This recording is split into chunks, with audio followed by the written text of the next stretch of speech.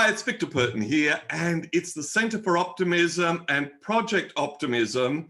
And today we are talking optimism and innovation, the habit of learn and innovate like an optimist. And we have three sensational panelists.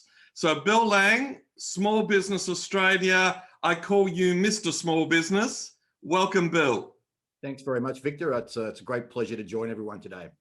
Thank you. And Nicole Griffin runs the Morwell Innovation Centre and, just doing incredible work in helping to rebuild the economy of the coal centre of Australia. So Nicole, welcome. Thank you. Thanks for having me. And Sherman Mac, all of your friends and admirers say you are the most incredible blend of strategy, innovation, education, laughter, smiles, all the habits of an optimist. Sherman, welcome. Thank you. It's an honor to be here. And to my partners in crime, Noirin and Jenny, Project Optimism creators, the great animators of all great ideas, welcome. Thank you. Thanks. So as we always do, the first question we ask our participants, and we ask you, is what makes you optimistic? And I'm going to start with you, Bill. So you have to unmute and tell me what makes you optimistic. Look, I'm about to turn 58 years old, Victor, and I've had the privilege of growing up in Sebastopol outside of Ballarat and spending time at Melbourne Uni and then working in a few countries, spending time living in America a couple of times, and then working in a range of industries and businesses that have had me deal with people from a range of cultures on every continent.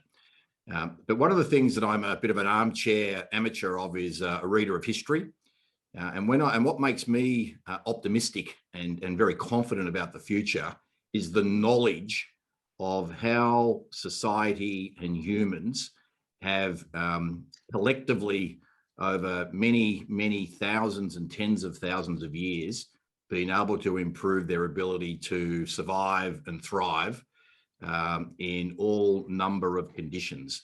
And so while the traditional media and the sort of tsunami of social media looks to get everyone's attention by getting the attention of their amygdala and grabbing their attention and getting them fearful, the knowledge of where we've been, where we've come from, the sorts of things that humans have been able to overcome just makes me incredibly optimistic about any number of things that in many cases we're being told threaten our very survival. That I'm optimistic that human beings together will continue, as they always have, to rise to the occasion and through innovation solve a number of these issues and have us all further evolve. That is just so brilliant. I'm almost speechless. Bill, you might not be aware, we've been doing some work on Indigenous optimism, 50,000 years of history in Australia in a harsh environment. And you think of, the optimism it must have taken, just to settle this land without, modern equipment and the like. And that is masterful, Bill. That is fantastic. Nicole, you'll have to unmute as well. What makes you optimistic? I'm a really simple girl, Victor. I'm a country girl at heart. So I grew up in northwest New South Wales in a little town called Narrabri. So just really the simple things in life, nature, being, out in the garden, looking at a tree, being next to a river. It's really quite simple. But then I think there's always a little bit like Bill, a couple of glimpses of things that people do which really make me optimistic for the human race. So my husband lost his wallet in downtown Traralgon a couple of weeks ago, and he would have to be one of the most frugal individuals I've ever met. But this particular day, he had $500 cash in his wallet, and it was handed in with no cash missing to the police, which I thought, wow.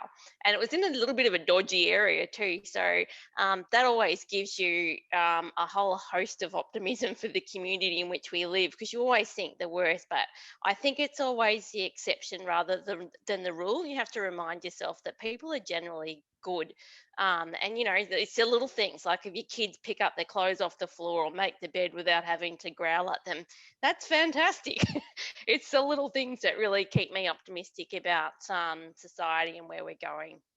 Oh, that's absolutely brilliant. I was on a bus the other day and there were some young people and they were swearing and shouting and, all the adults were confronted. And then an older bloke got on the bus and the loudest and the most swearing of the children got up and offered his seat. Yeah, wow.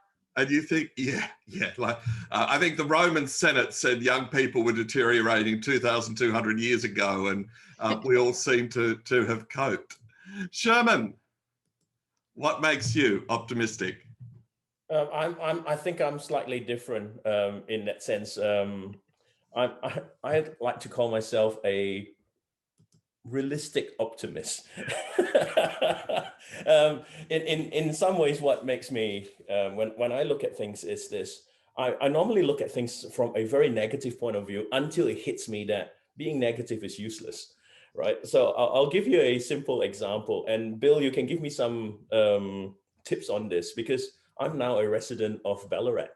And being a city folk for many years, living in all sorts of different major cities and so forth, moving to Ballarat is a cultural shock to me at first, right? So this is where my negativity came in at first. And then after a few days, I realized that what shocked me was how friendly people were, right? So if you are not an optimist, you won't be able to see that, because you'll just be filled with frustration and so forth, because you have to learn new systems and things like that. And I think that's where I call myself a realistic optimist in some ways. And going back to what Nicole said about young people giving up things and so forth. So a few days when I first got here, my car got damaged by vandals. And next thing is, this young person came up to me and said, I was waiting for you for like 2 hours, hoping that you'll come back to your car. We actually took down his driver's license. We even have evidence of it, so you can actually make a police report for it if you like. So this is where, sometimes when you are very negative about things, you look at the younger generation and you think they're hopeless. And surprisingly, they are actually there. If it's just that maybe they need the right guidance. And like what Nicole said, innately humans are actually good. That is, again, just absolutely brilliant. Absolutely brilliant. So, Jenny Boymal, what makes you optimistic? So many things, Victor. I probably am a little bit more than realistically optimistic, I would say. Very lucky to be a natural optimist, where I see the glass is always overflowing. I'm optimistic about people and opportunity and collaboration. And I think individually we can never come up with things, or very rarely, that are as brilliant as what we can come up with through collaboration. I think, when we're having conversations, one idea sparks another. And I just think it's brilliant. And it's about surrounding myself with great people who are also optimistic and creative, and think of the world as an everlasting opportunity. So yeah, very optimistic and love being here. Well, I think Bill Lang's friend, Bill George, the author of True North, Harvard's leadership guru, when we asked him what makes him optimistic, he said to me, being surrounded by positive people. What a blessing. So I think we're all blessed by that now. So Noirin, what makes you optimistic? Well, so many things. And as you know, we get asked this question a lot in our work, Victor. So I changed my mind so many times, because there's so many things to be optimistic about. Today, in light of the theme around innovation and optimism, I have to say that I've just noticed in the last couple of weeks the innovative ways that people are communicating around the world, through different cultures, through different groups of people, around the information on COVID and around the vaccine, and how they are engaging people. And I think that's quite incredible. And I saw most recently, I think yesterday, the Australian community was looking at how the rest of the world is doing it and thinking about, well, can we do any better? And that's the heart of innovation. And that's very, very optimistic. So I'm optimistic that we are innovatively creating different conversations that are going to make an impact to the world. And speaking of that communication, I mean, next week, Noirin is going to be leading a conversation for the global alumni of University College Dublin. And that builds on something she did 6 weeks for them. So again, building that global optimism movement. Noirin, you're a mistress of the platforms of communication, as Bill Hagel would call them. So look, we start with a huge bias at the Centre for Optimism that you can't really be innovative unless you are optimistic. And we think the science says that, some of the best research out of Canada and elsewhere says that, but these three people really live it. So Bill, you come from, a childhood of small business, you went to Harvard, you've worked with big business, you're now running Small Business Australia.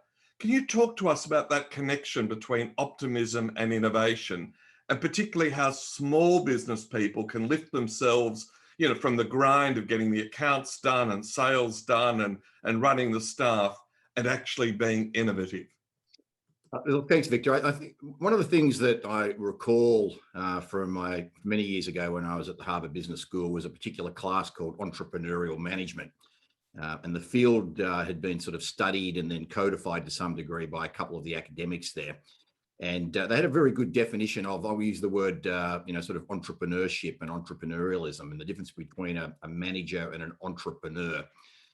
And so what they defined the difference as, they say, look, a manager is trying to make decisions about how to allocate resources for the greatest return, impact, outcome, whatever the key objective might be.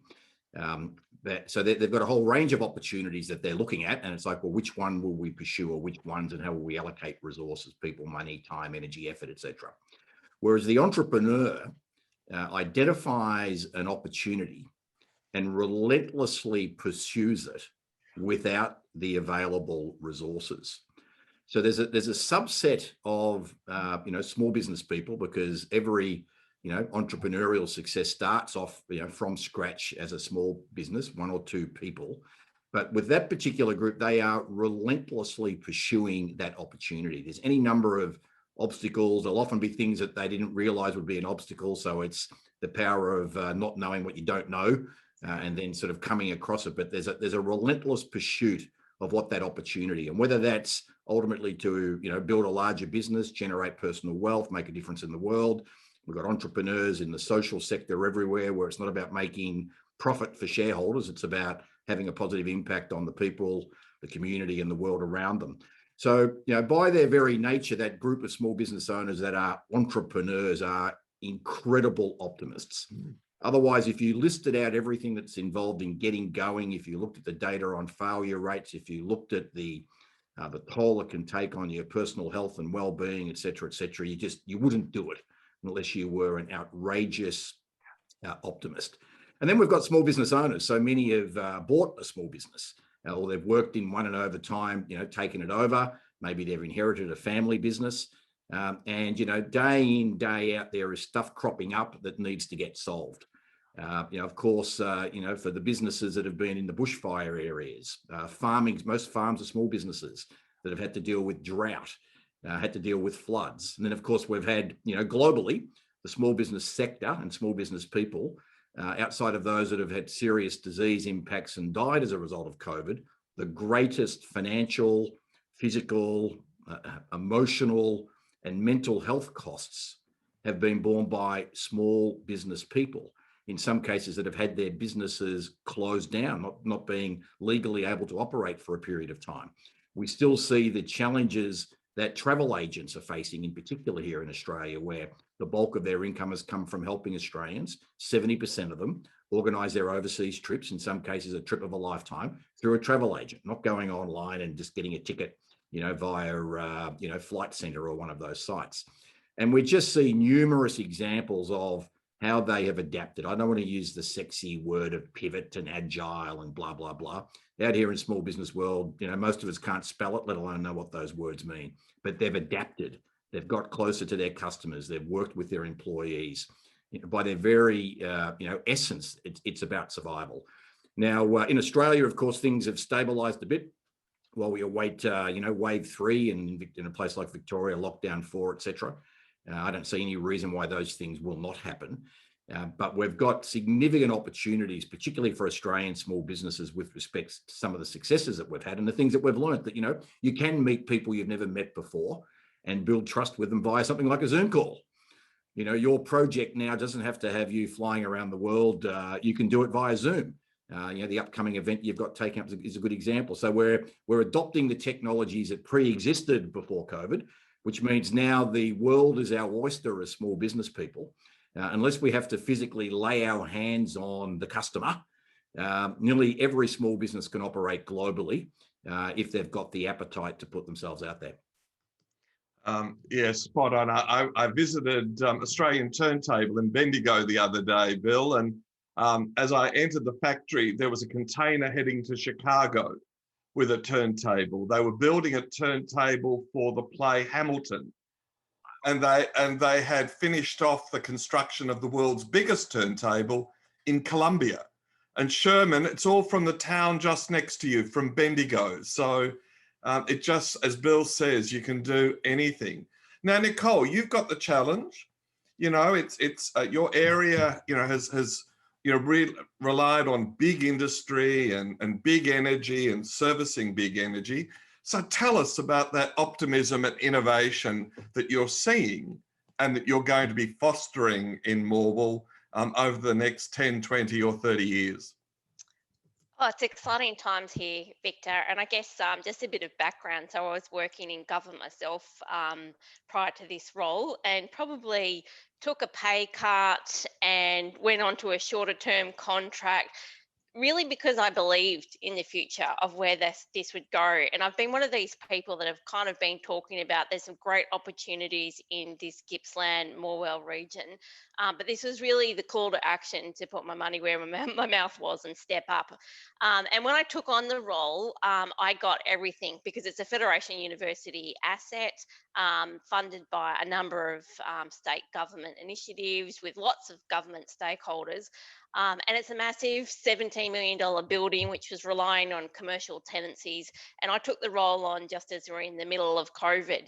And really I had to be an optimist to come into it to start with, because the general consent was there's no way you'll get commercial tenants in a brand new building during COVID. I thought, well, challenge accepted, and off we went. It's full. It was full before Christmas. I could have rented 5 or 6 more commercial tenancies out, because I think the mood in particular in this area and just the timing, people understand the importance of innovation. They understand unless we don't innovate, we're not going to create opportunities. We can't sit back and wait for things to happen. And we've seen it with Hazelwood and the closure. It took us by surprise, which is unusual in itself. But that surprise alone really has started to change people's mindsets, going, how do we actually create our future rather than someone trying to determine what that future is? And this is a great opportunity to really take people within business, within government, within the community to really open their mind of what's possible. And I think in a lot of organizations, it's so structured.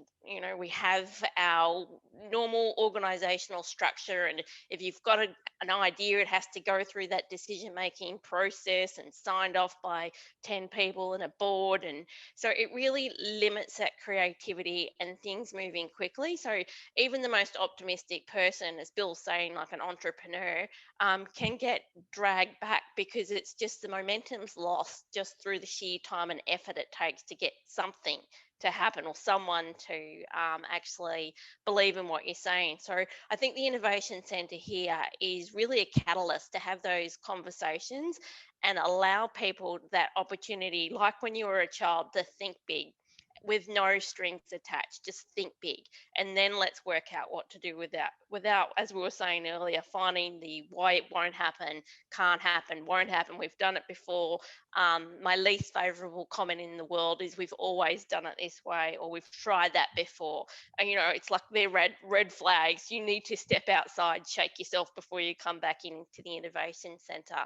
But I think it's really just entertaining any possibility. And, you know, we've had Sherman in here with us and just discussing things that could happen and being open. I think those discussions alone are starting to create this culture, and it's infectious. We're getting people knocking on the door, wanting to come in, wanting to be part of the process. So I think the conversation and the attitude towards innovation and being driven by optimism is what really creates a change that needs to happen in this area.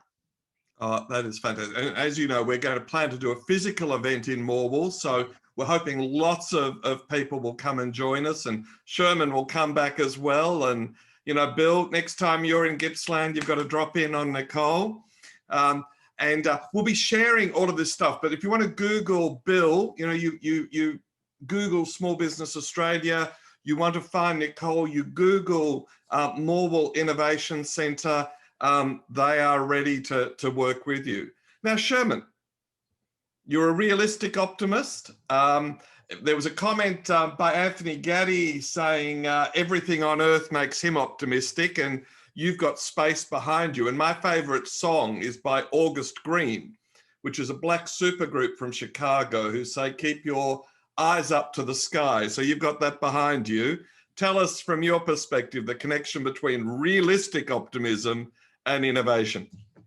I think it's quite interesting, right? Innately, I think everyone is actually an innovator, but we don't realize that. But we have to also be realistic sometimes, right?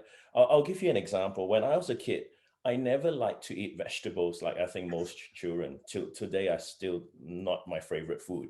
Let's put it that way. But what is interesting is my mom knew that I love aeroplanes and race cars. So what did my mom do as a mother to innovate to make the kid eat? I think most of us have gone through that. Those that have, that are mothers or that have done parenting, the aeroplane spoon comes out, right? The racing car spoons comes out, and they will put it in your mouth saying that it's a plane coming towards you. And, so even parenting, there's innovation. So when I look at innovation, it's always two ideas that intersects. That's when you innovate. If you do not look at new ideas or talk to people or have a diversity in thought, that's one of the things that I'm sometimes being a realistic optimist gets frustrated about, is that we now have, like what Bill said as well, things like social media. All right. The danger we have is we have what we call social media bubbles that we live in. That stops us from actually innovating because we do not challenge ourselves and ask both sides of the story to look at things from both sides and actually find the truth, and then how do we improve it, rather than harping on something and getting angry about it and just festering and getting it worse and worse. So from my point of view, when I do work and so forth for large corporate, small businesses, and throughout all sorts of things like in the innovation space, a lot of times it is about the communication. People do not communicate enough these days, I think. I think when we have even like a forum like this, we are actually communicating. When we communicate, I bet you, out of the audience or even as a panel, we are actually learning daily. And what innovation is about is actually learning. The more you want to learn, the more innovative you get. It's when you stop learning, you stop innovating. So I think that's what I mean by being a realistic innovator. I'm not saying that one shouldn't dream, but one has to remember that whether you can actually make it actionable sometimes. That's what a realistic innovator sometimes have to think about. We have moonshots, like in my world, we have a lot of moonshots all the time, but doesn't mean that we can do it tomorrow. The moonshot may take 3 generations from today, right? But it can get there, but we have to take the baby steps. So that's what sometimes I call it realistic innovation is about. being able to innovate that baby steps to get to that moonshot one day. But once we get to the moonshot, there will be innovation again, because you need to move on. It's like when the first person came up with the horse and cart, or the wheel, let's put it that way. They then went to maybe a horse and cart, and then they went to a proper automotive car. And now you see more innovation in it. How do we actually change that? Once we have maybe optimized the wheel, somebody will go, maybe we need to change the wheel.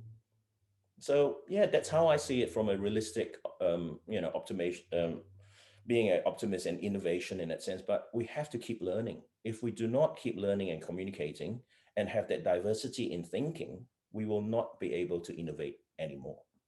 Well, we've got some great innovators online. I can see some comments from Paul Chapman actually talking about that Columbia project. And I won't name him now, but the guy that introduced me to the circular economy is online, and other interesting people. So what we want to do, we've got one more question for the panelists before we'd like you to come up with your questions.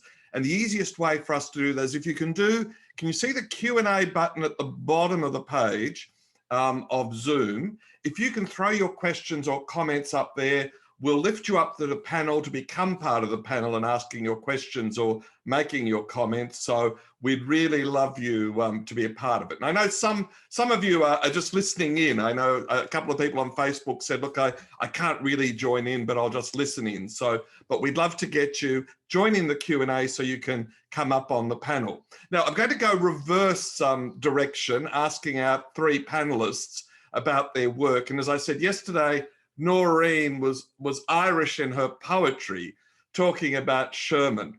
Noirin, do you want to ask Sherman about his work and some stories of hope and optimism in innovation that he's seen? I'm very happy to. I've actually almost forgotten what I said yesterday, Victor, but I'm even more inspired by hearing Sherman talk today. So I have even more ideas around what to ask him. Sherman, I just see you as someone who just, like, literally, you don't see any boundaries. You just keep floating out into the atmosphere and you keep learning and innovating, and that's probably why you do what you do. And it's really inspiring. It really is. And I love the moonshot comment. I haven't heard it for a while, and it's so true. And I think I just added a little comment about, I think when you think and dream moonshot innovation, you get there faster. Yes, it might be generations, but you get there faster because you've gone further from the beginning in terms of your thinking and your innovative ideas, right? So, and you mentioned daydreaming as well. So, yeah, I love the way your mind thinks. And I guess I'd love to ask you, what is your biggest piece of advice that you would give people who are out there, as Bill said, in small business, just trying to make things work in this time, trying to adapt and survive in these times? That's my first question. And my second question is, tell us a funny story of hope and optimism and make us laugh. Okay, let's start with your first question. I think there's no one size fits all with a correct answer on that one, but I am a strong believer about collaboration, right? Even whatever business you're in or whatever you're doing, if you are stuck with something, if you tend to collaborate, it may actually help you. A very, very smart person once gave me a very simple advice. She said to me, Sherman, remember this, everybody has a problem, but when a problem is shared, it's a problem halved. Whether we have a solution, it's immaterial, right? So the same with, I think, businesses. If you're in a business that is stuck in a rut, be it whether it's your rival or you're worried that people may steal your IP, that I hear a lot these days, the thing is, there's no harm to actually find out what the other party wants to get to and why they may want to steal your IP, as an example, because it may turn around and go that, no, we do not want to steal your IP. We want to improve our own process so that we have a way to actually improve it. And there was, I'll give you a use case scenario whereby I had a company that was so worried about this party that I introduced them, that was they thought that they were trying to what they call siphon the IP. It turned out to be, in the end, they collaborated and expanded their own business by about 6 times because the other party needed a solution that they didn't have. And in the end, they were willing to bring them in, buy them out in a way, and make them an in-house research center for them. So things like that can actually happen. But if you want a funny story, I think I told Noirin this story in the past, and it's going to be a bit, I hope people that is on this chat is over 18. That story? You're telling that story? Okay. Should I tell that story? Oh, don't stop now. Okay, so how do I know Noirin? Why am I related to Noirin? I actually have Irish roots, I would say. I was in high school many years ago, in actually of every place Galway, right? I went to this school called St. Mary's College. And it was quite interesting when I was in high school. I was the only Asian there, person of Asian heritage. And every time I would go back to I would say my home country, then Singapore, to on holidays. And my dad used to ask me, what would you like to bring back for your friends, right? Being a full boys boarding school, and it was really interesting in Ireland. During its time, contraception was obviously not allowed, being a 90% Catholic country. So the biggest request I had from all the boys was, can you bring back condoms?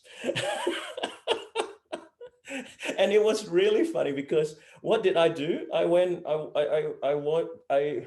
How did I innovate? Let's put it this way. Let's relate it back to innovate, right? How did I go back to, so I told my dad, they do not want all the lollies or whatever. They just want condoms, right? So my dad just went into a chemist with me, emptied out the whole, how should I put it? The whole drawer or whatever you call, whole counter of condoms. And I brought it back to Ireland. And how did I innovate with that was really interesting, because I was actually handing it out like candies. And there was a American boarder that was in school that used to like to bully every kid that was new. And this kid walked up to me and bashed that kid up. And I was like, I felt so bad. And I said, why do you beat him up? He said, because you gave me condoms, so I'm going to protect you. So that's a way of innovating. If you want to get somebody to do things for you, it's a bit off topic, but it is an innovative way of looking at it, that he wanted to get more of what I had that he couldn't get in Ireland. So I think I'll leave it at that, Noirin, before I get myself in trouble and censored, and before Victor blanks me out. Well, in fact, I know about 5 Irish jokes that come off that, and Noirin is the best joke teller I know, but we better not do that on public broadcast. I think we'll do that in our private event. Nicole, when we come to you, we'll have a private joke telling session. Now, Jenny, I think you had a great question for Nicole. And you have to come off mute. Yes, I have. I've unmuted myself. Yeah. Thanks, Sherman. That was awesome. Good. Great to have a good laugh.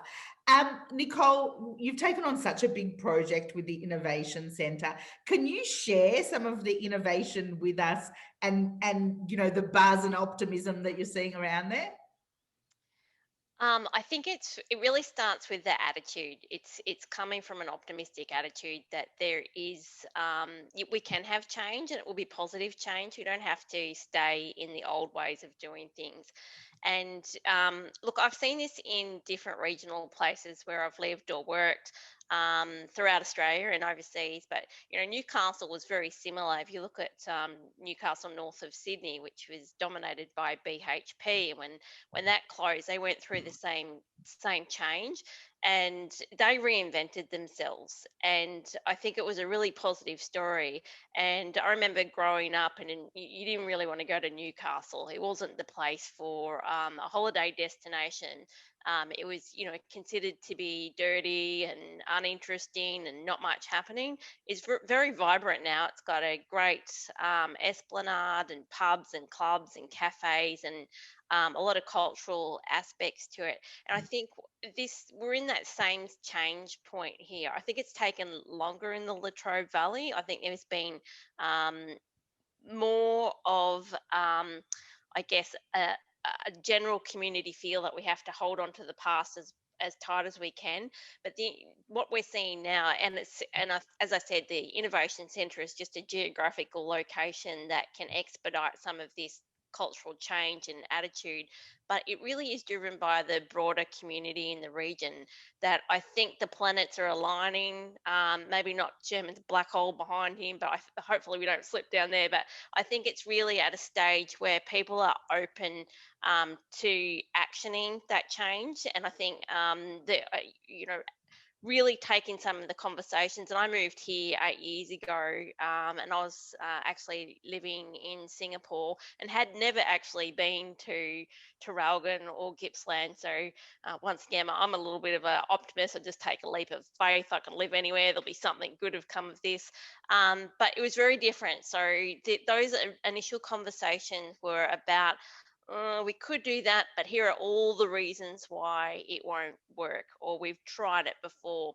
Now it really is, we've got hydrogen, we've got new energy projects, we've got a real focus on health and building resilient communities and trying to create communities which are more diverse and inclusive, and giving everyone a voice, which I think is really important. We're starting to value education again. I think education really probably not took a back seat, because it's an area where a lot of people don't go on to higher education or even complete their VCEs. Across regions, it is below average in that aspect. And I think because there was the large industry that provided great wages, it was not seen as necessary. So just even that value of education and continuous learning is really what is going to support the change. And, we were lucky to have a great speaker here this week with Bernard Salt, and the demographer, and he painted a really positive picture for the region just through the numbers, as he does. But it was demonstrating that there has been such a significant increase in sole traders and people going into their own business. And this is, all the things that we can start to capitalize on. So everyone has got an idea. It's how you actually make that idea come to fruition and make it a viable idea, which then can support yourself and potentially employ other people. It's supporting those skills, having the networks there that can say, look, here are some skills and capabilities that you need in order to grow that business. It doesn't really matter what size it is, whether it's a sole trader or a large industry. Here's how we can support that process. Here's how we can help you connect the dots, whether it's with partnerships or education or just through conversations and experience. But we're seeing those change globally. And I actually think COVID has been a wonderful thing for the development of business and in innovation. And it's really starting to take effect here. And all of the people that I think had an idea are now coming into the centre and saying, how can we actually get some traction? How can you support me with this idea? Which they're coming out of the woodworks, which is fantastic. And it's a flurry of activity. And I think it really is just providing that centre, that opportunity for the conversations and collaborations to actually make some of those ideas happen and make the change. When I think of those forests of Gippsland, Nicole, coming out of the woodwork has real meaning. Yeah. Now, Bill, you talked about relentlessness. And whenever I think of you, I think of relentless. Pushing the message on small business, pushing the message on getting the tools for small business to do stuff better and more effectively. Because, when you think about social media, what are the tools that a small businessman or woman can use? What are the accounting tools? What are the techniques? So can you share that journey of yours, understanding that small business needed manageable tools, and how you're doing it? Because I think you've now got 5 million people in your loop.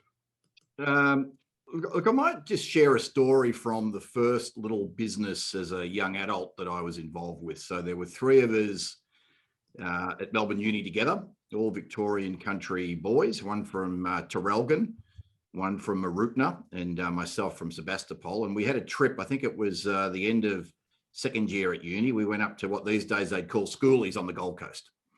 And one of the things we noticed was, this would have been 1982, was someone selling pies at the front of a pub at closing time. So we came back and we thought, geez, there's nothing like that at the front of pubs when you leave pubs around Carlton and Fitzroy and the city areas. So we started a little business called Dr. Dog. And what we were going to sell were hot dogs. And we had a slogan. It was the coolest hound around and the hottest dogs in town. And our debut night, the launch, as they would say these days, was at a Bob Dylan concert down in Glenferrie Road at the Kooyong tennis courts.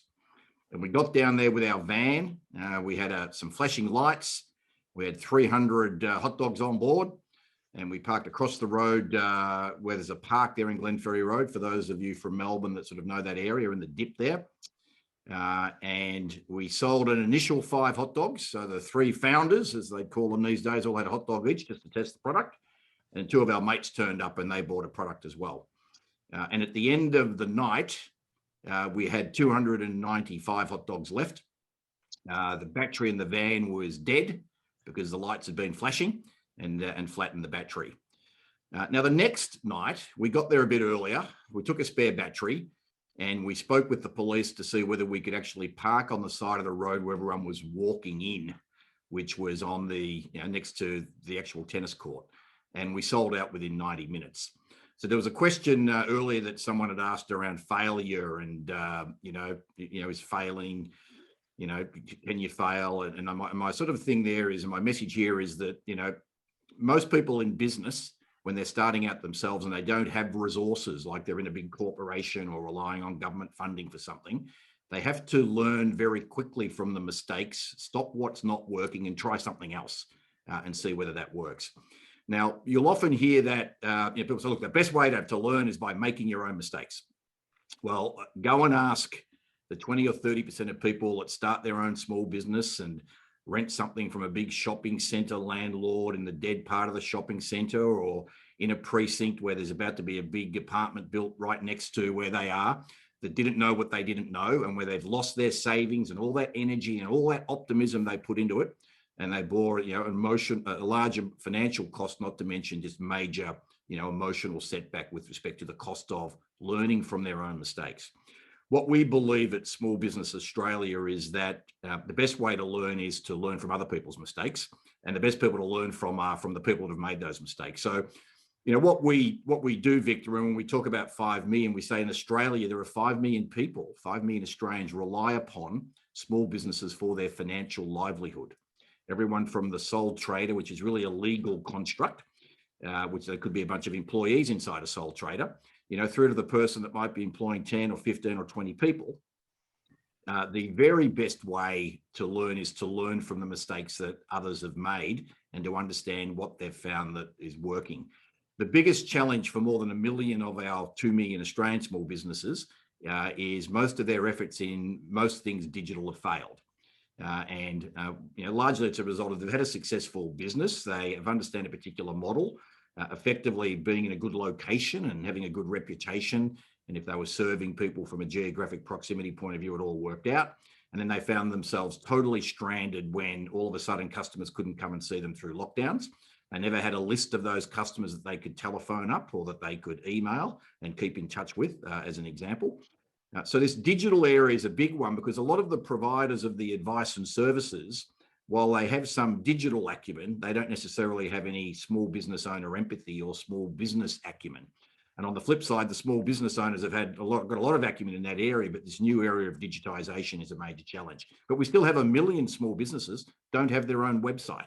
They're just relying on Facebook. And we've seen, recently, these businesses that are supported by ads can change their rules at any particular time. So that's one area, Victor, that we're helping people understand. And it's very good to see, governments, both state and federal, providing, some financial support and some mentoring related services to help businesses get a bit more up the curve on that sort of stuff. In terms of, a couple of the comments, and I think when Sherman was talking about, his condom importing business that he started, I think the real thing there, and the biggest thing for all of us that are in business, And in fact, with respect to maybe we're employed, and so we have someone making decisions around whether we keep our employment, is to have true empathy. And I won't use the word insight, but just, intelligence about the needs of your customer that they cannot enunciate and articulate themselves. The initial research on the Apple iPhone when they went and did it, no one would want it. Why would you want it? I've got a Nokia, I've got a BlackBerry. But, Jobs and his team had true empathy and insight around how much easier and how many more things could be done via something like a smartphone. And then over time, with Tim Cook and his team, having it in an integrated ecosystem where you don't even need to think about what you're doing, Apple will look after it for you. And to leave everyone with one more example of deep customer insight. So really having empathy and what are they feeling? What are they finding? Don't ask them what their pain points are and all this great classical jargon that comes out of innovation research and tools and methods, but walk in their shoes, get a sense of what it's like. Is the founding of the Sony electronics company in Japan. The research conducted said that no one will want to take around a Sony Walkman, put a little cassette in there and with a radio. No one will want to take that around. The founder of Sony had the insight watching the millions of people catching trains in Tokyo in a very, these days, COVID unsafe way. Absolutely no physical distancing, but filling in their time with very small little books that they would read. And he had the insight and the empathy around, could there be other things that they could be doing? And you can't get radio signals down there in the subway in Tokyo. That's where the Sony Walkman came from. The market research said it wouldn't work. So one of the things for every business owner is to be incredibly close to their customers and to sort of take a step back and observe what's going on. Where is there friction? In fact, this morning, knowing that I was participating today, Victor, I had a new little carton of milk and I screwed the lid off the top. And this particular brand had a beautiful little half blue plastic flap that just flicked up that enabled me to pull the top off that milk bottle without there being any spillage or without me trying to put my fingers into it or doing whatever. That's a classic example of real innovation, making things easier, smoother, reducing friction, not making a mess, that someone like a packaging company's come up with. That's absolutely brilliant. And the thing that strikes me, I'm going to the country next week to a country town, the other side of the state, Nicole, and it puzzled me. All of the businesses are on Facebook and they don't have their own websites. And so I think one of the things I'm going to be saying to them when I'm there is time to have your own website and be in control. Now, speaking of being in control, my chairman, Rob Masters, has joined the panel. And he's got a great question for the three panelists. Rob. Thank you, Victor. I find the whole conversation most inspirational. But one of the things that worries me, and I shouldn't use the word but, should I, Victor, is that we're a pessimistic nation. So what do you think that the leaders of this country, from a government policy point of view, should be doing to make us a more optimistic nation? So who wants to go first on that? I think, Bill, you've had a lot of thinking around that, but Sherman's unmuted as well. So Sherman, why don't you have first crack, Bill second, and Nicole third? Well, I think to start, I think it's going to sound very political if I were to say too much about this, but I think the government needs a lot more diversity in their thinking. That would help their optimism straight away. Because if they are more diverse in their thinking, they can actually see things more openly and in more light of even the other side of the conversation sometimes. I think it's like I just answered one of the questions, what we could do with governments and so forth is to actually have a better long-term approach about innovation rather than this political BS that they have to win votes when it's fashionable. I'll call it innovation. If it's not cool enough then I'll call it process optimization or things like that. But the truth is, it's the same core in it is the same. So it needs a long-term vision with a bipartisan approach rather than party politics. And I think that would really help all the different organizations as well. And I think in COVID times, you also notice one thing that has happened in Australia. We are a federation of many states, but sometimes we are not one. right? So for this to actually work, we need to be actually one, and we need to look at it from a nation's identity point of view, that we need to actually build that belief that we are still innovators. And sorry that I'm going to indulge myself slightly on this, because there's another question that was asked by Paul about some of the farming sector innovations that we have seen. I'll put a few out as an example. One that is actually an Australian innovation that has actually come out that we can actually be proud of, but has not been promoted much. It's that there's this research group that has actually optimized the way of how we actually deliver pesticides by looking at aerodynamics of how it actually get dispersed, so that we have much better outcomes with our plant cropping and so forth.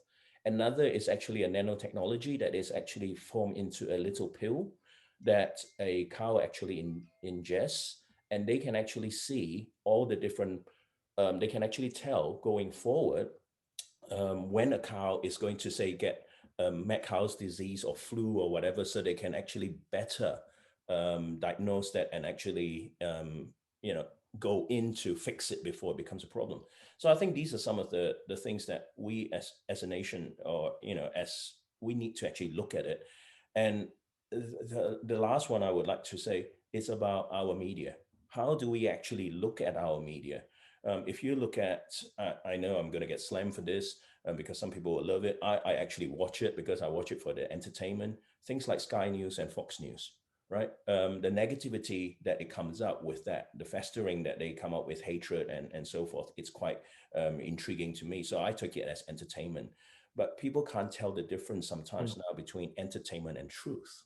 And we need to actually work on that and look at what is news, like what we used to understand news was as a factual thing, and to teach us to understand, to go back to the education system failings of why has it not taught us to think broadly, in that sense of that, going back to my passion piece on diversity in thinking.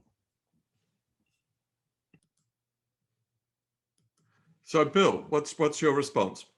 Well, you're the retired former politician amongst us, Victor. So you've been on the field in the game. But when part of my training at McKinsey was always to look at the structure of an industry and the incentives to try and get some sense of why was the behaviour of the participants in a particular industry in a certain way. So I would say, Robert, we start with we have a structure and we have incentives. We have a federal system where the average election is every 2.5 years. So therefore, we never get any sense of stability. At least we have 4-year fixed terms in a couple of the states. But that's a challenge, and that's going to take constitutional change, and that won't happen without there being some level of bipartisan support. And while the current players see it in their interest, the incumbent likes having up their sleeve, as ScoMo has at the moment, whether it might be November or I'm going to go full term. And there's a lot of photos with him wearing high-vis jackets taking place in marginal seat areas at the moment. So I never listen to anything they say, but I try and observe and interpret what they do. But so therefore, given the current structure and given the incentives, then there's around, well, how do you help the incumbent or the opposition get into power by adopting the sorts of things that you would like to get adopted to ensure that we have more of a culture of understanding what is fact versus fiction, collaborating to improve things, focusing on the positives and what can be done as opposed to what can't be done. And that then starts with things like, marginal seats, local communities, local leadership, having people be engaged enough and involved enough to potentially be able to, make a change, which has happened in, certain federal seats, typically through independent candidates than necessarily members of the duopoly, which is what we've got at the moment from a political structure. And sadly, most of our industries are oligopolies. So they're made up of big companies that cooperate with each other. And it's very easy to make money when you've got a license to print money, e.g. Crown Casino, or if you're in an industry that's highly concentrated and everyone seems to be doing pretty much the same thing. One thing at a local level that we've had direct experience with many years ago, and it was in the dying days of the John Howard government, where I noticed one day flying through Dubai, and I was reading The Australian in the lounge there at Emirates, and there was an initiative from the federal government called Enterprise Learning in the 21st Century. and they were looking for proposals to do things that might build a culture of enterprise and innovation in learning, blah, blah, blah, blah, blah. And I thought, philosophically, I'm on board with this. And so we went forward and rounded up a bunch of corporate partners. So Telstra, the ABC, one of the banks, I can't recall which one now, and put forward a project called Enterprising Australians. You might remember this, Victor, from many years ago. And then we worked with half a dozen schools in the sort of primary middle school area. And we had a theory, and the theory was for young people to become enterprising, they need the 3 E's as we define them. And the 3 E's were education, examples, and experience. So then we, found people that were typically parents or had businesses in the local area or that had been to the school, so they became the examples. We then had to navigate the education system, in this case in the state of Victoria, to understand, what teachers were allowed to teach, et cetera, and we got some education consultants in and we designed a whole range of materials around that. Then we had to deal with the teachers, many of which were very frightened of this concept of profit. We even had a project in the end that we called for the kids to do called Profit is Not a Dirty Word, because most of the teachers could remember skyhooks and we had the music flying behind it. But we said, no, profit stands for people realizing opportunities for improving tomorrow. And our enterprising Australian role models were everyone from, what was his name? Alan Walker, the founder of Lifeline, a religious member of a religious congregation, Anglican, I think, with a talkback radio show, who got sick of the conversations he was having on the radio, then to find some of the people had killed themselves in the next 24 hours. And Lifeline, the global phenomenon, was founded by Sir Alan Walker. In the end, he was knighted. People like Fiona Stanley inventing spray-on skin. So it wasn't all about like making profit financially, but people realizing opportunities for improving tomorrow. Now that went very well. We went back and we said to the government, look, we've created a model of franchising. Local parents will get involved. We just need some support where the parents will talk with the principals, show how it all links to the curricula. They'll volunteer. It's not another thing adding into the curricula. The kids loved it. We filmed it. We went and presented it to a parliamentary subcommittee. The Liberals were in government. And then we were told back then, look, you only worked with 4 schools. They're in the middle middle income suburbs of Melbourne. We need you to expand it to more diverse communities, et cetera. So they gave us a bit more extra funding, which we used. Overwhelming success. Then the government changed and Kevin Rudd became the Prime Minister. And the word enterprising by his political party was a dirty word. Enterprise bargaining, all of those sorts of things. But look, I was only talking to a federal minister recently about this, saying it's all sitting there. We then gave the material away to the schools where there was at least one teacher that got it and wanted to get it. But we've got a long way to go, I think, Robert, but it would start, given the current structure and incentives of being able to move the dial with respect to some electoral outcomes. But it will take, parent power at that local level to lead it. And they have to feel empowered. Now, listen, we've got 3 minutes to go. My golly gosh, this hour has flown. Can I throw to you, Jenny? Sure. I know some of those other people want to come on and ask questions. So at the end, I think everyone's welcome to stay and do so. At the end of each session, we like to ask everyone about their highlights and takeaways from the session. I know for me, there were so many incredible pieces there. Nicole, do you want to start us off and leave us with a message, a highlight from today?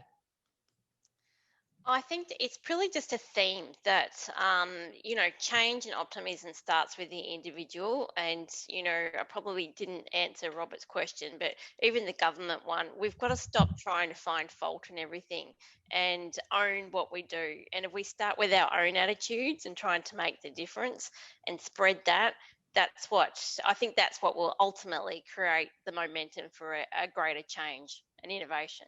Love it. Thanks. Sherman, do you want to jump on? What's a takeaway from you? Well, I think, like I always said, to me, it's a learning, right? So I'm always optimistic about learning things. And I've learned so much from everyone here, and including the Q&As because and some of the comments, because I would really like to answer some of those questions. So for me, I think the takeaway, it's I would say that keep learning. That's my tip, and be as diversify in your thoughts as possible. Be open to what are the possibilities. Like I said, it may not be today, but it could be tomorrow. Bill, how about you? I love that, Sherman. Thank you. Bill, what's a key takeaway from today? Look, I just saw someone asking a question, so I'll answer that orally. So profit was people realizing opportunities for improving tomorrow. And I think I'll just start with P. It's about people. So it starts with all of us, on this call and who we interact with, and the extent to which we can help them, be more optimistic themselves. Help them realize that it's learnable, how they can go about learning it. Let's create an epidemic. One person at a time based on the interactions that we have. So they leave feeling more positive, more empowered, more able, more optimistic. Well, Bill, I think we're all on the same page, because our goal is to spread optimism worldwide. So we're all on that same mission. Noirin, what was your takeaway from today? Well, with Project Optimism, we're about the how of optimism, and this topic today was about learning, innovating like an optimist. I've just been taking notes. So I've been learning and innovating. I'm going to add more and more things to the course. I think this has been fantastic. The profit, notion, Bill, is amazing. Sherman and Nicole have given me so many ideas. So I'm going to keep learning and innovating like an optimist. That's my takeaway. I love it. What about you, Victor? Innovate like an optimist. I just, I learn from everyone every day. And someone said, why are you so optimistic? And I say, it's because I ask 20 people a day, what makes you optimistic? And it just lifts you. So for me, it's just this great sense of gratitude. So Jenny, what's your takeaway from today? Mine's very similar to Noirin. I think learning is at the center of all opportunity. And I think giving people a love of learning and a positive learning experience and a positive experience of education is at the core of creating an optimistic, innovative society. So many takeaways. I've been scribbling notes frantically, and I feel like we could have this conversation every month, every week, and never run out of amazing stories to share. So I'm so appreciative. Shall we hand over to Robert to say a few words? For that. I'd just like to thank all the panelists and Noirin and you, Jenny, for what you've done. I love Bill's statement to say, let's create a pandemic of optimism. I think that would be a good approach to the world today. And I hope we can actually achieve it. So thank you for everyone's thoughts and participation. Well, we hope you enjoyed that episode as much as we did. Please get involved in the Centre for Optimism. Go to our website, on the screen there, centreforoptimism.com. You can find rich materials on how to be more optimistic, why to be more optimistic, optimism and leadership, optimism and innovation, optimism and entrepreneurship, optimism and Catholicism, optimism and Hinduism. So lots of good material there. And you can sign up for our free newsletter, or better still, sign up as a member. Anyway, have a great day. Be optimistic.